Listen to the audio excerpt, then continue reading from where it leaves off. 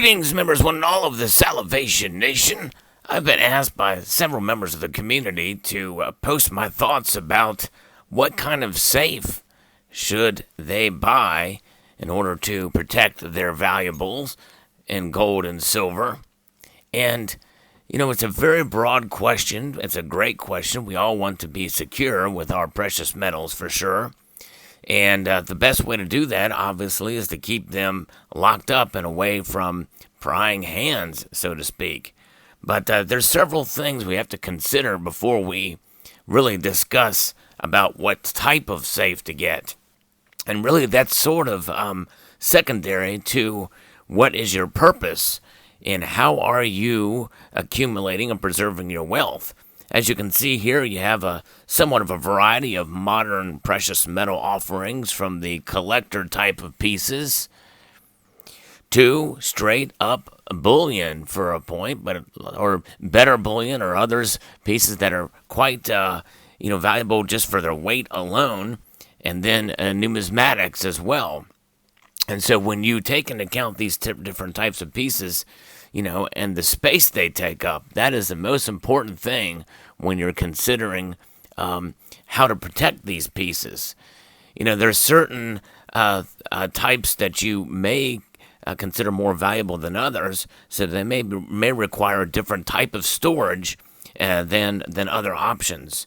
And that's the thing to take into consideration when you consider buying a safe. But even before you get to that point, you first have to think about the first issue that is involved when accumulating precious metals, and that is the space to store them. You have to first assess your space, and that is the most important aspect when you are accumulating these precious metals, because that space is going to shape your stacking, your accumulation of these precious metals. What kind of space do you live in? And that first question that's going to be asked is, are you renting or have you bought? Do you own your own home? And, that's going to be the biggest question, because if you're renting, that means it's not necessarily a permanent space. For one reason or another, you may opt to move. Renters are more likely to move than those who have owned their own home, because they literally have equity in it and a more propensity to stay in that home. But even those who own their own home, it may be a starter home. They may be starting families and moving to a larger home. It depends on your ability to move, or if you're going to stay, and then it's going to provide a more secure option as far as what types of safes to buy and the space involved from which to store your precious metals in those safes. Now, there are safes for all kinds of options out there with precious metals, but that is the question you need to answer first, because if you are renting, then you're probably going to want to get a smaller safe, or safes, plural, depending on what you have or how big your stack is. How much space does it take up? And that leads to the next question is what are you stacking? As you can see here, this is a 10-ounce silver coin.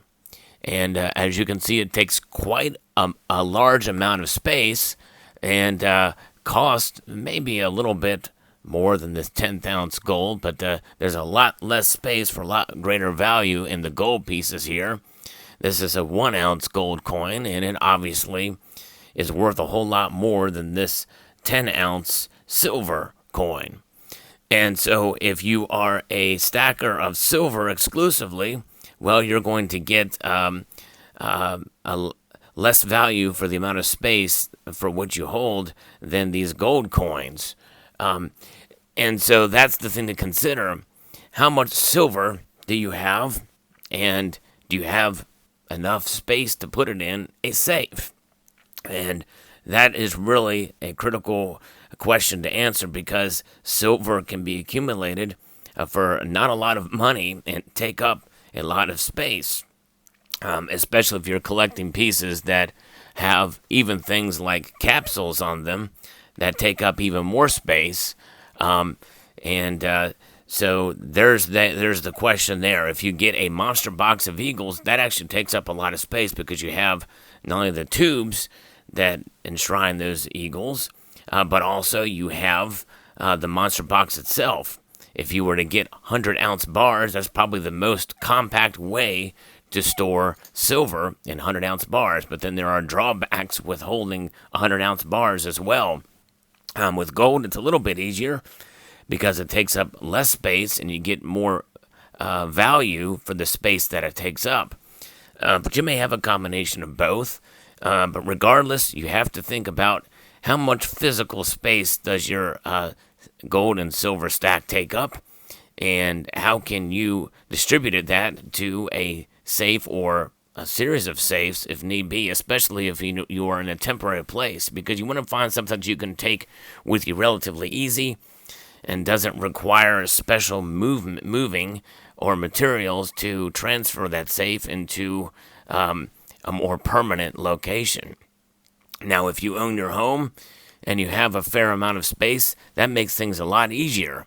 But then you have to worry about cost, because the cost to really greatly secure a safe in your own home can be quite pricey. The price ranges for safes for homes can anywhere between $300 for a relatively decent safe to well over $15,000 and up, for a great safe.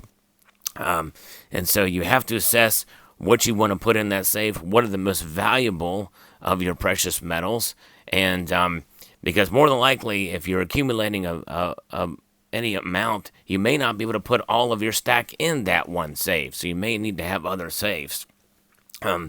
But things to look for in a safe is obviously an area that is easy to access for you, that is not easy to access for criminals, something with a combination lock or a way to fully secure that safe, or a key or a combination thereof, and something that is obviously controlled, temperature controlled and humidity controlled on the inside. You want something that's relatively cool and very dry to a place to store, and there's other options and ways that you can do that with other materials after the fact, or and that you can put in there to keep it dry at least, and dehumidifiers and the like.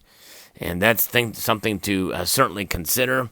If you do live in your own and own your own home, you want to put it into a very discreet location, the safe, and have it bolted to the floor. It's one of the, and make sure that the floor, by the way, will support the weight of the safe. You may have to actually have more bracing installed if you are on a floor that's, especially if it's on a second floor of a home. You're going to need to find a way to secure it, preferably at the corner of a load-bearing wall or an outside wall, even better. That's the best way to secure, because it's going to be heavy. The safe in and of itself will be heavy, but then you put all that precious metals in there, it's going to be even heavier. So that's going to be something to consider. There are many different brands of safes out there, from Liberty to Rhino to a myriad of different options out there. But if you have the luxury of owning your own home and you can afford to spend some money, a good safe is a good bet to protect yourself. But just having it is not enough. You have to be able to have it discreet and in a location that only you know, and that's the best way to do it. Now, there's other options for storing your silver and gold that can be very clever and not necessarily involve safes, but you are at risk in case there's a fire. So that leads me to the next point. When having a safe, you want to have it at least double fire protected. No matter where you live, a fire protected safe, small or large, is a great option to have. But that's something very important to consider when holding your precious metals in a safe location. Now, as for me, if you have the luxury to store your precious metals off-site, in other words, not in your home, that's the best option. And even still, those other locations, whether it be family, friends, or associates from whom you trust, having a safe in their location applies as well. But I would recommend, as I do, is to not to store your precious metals at home. It does make it somewhat more inconvenient because you have to actually go out and get your precious metals from that trusted source to bring in to show off in these videos. But nonetheless, I think it's quite an option. You know, somebody that no one would necessarily make that connection that you know. Something that can be well protected. And by the way, that's another aspect as well. Have a home security system that is paramount, and also be well protected in case someone does break into your home while you're there. I would encourage you to have a gun in every single room of the house, loaded and ready to go.